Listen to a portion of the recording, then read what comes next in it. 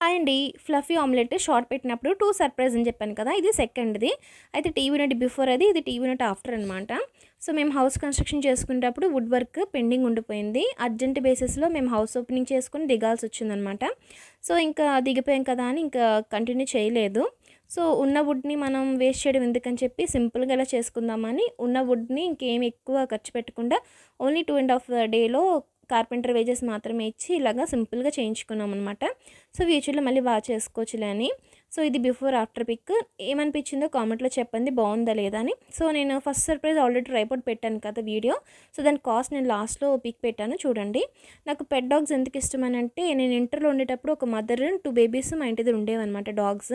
అయితే నేను కాలేజ్‌కి వెళ్తున్నప్పుడు ఒకటి నా వెనకాతల వచ్చింది. నేను గెస్ట్ ఇంటికి వెళ్ళమని చెప్తే నేను సాయంత్రం వచ్చి చూసేసరికి మున్సిపాలిటీ వాళ్ళు చంపేస్తారనమాట. సో, అది నాకు ఇప్పటికీ బాధ అనిపిస్తది. వీడియో నచ్చితే లైక్, షేర్, కామెంట్, సబ్స్క్రైబ్.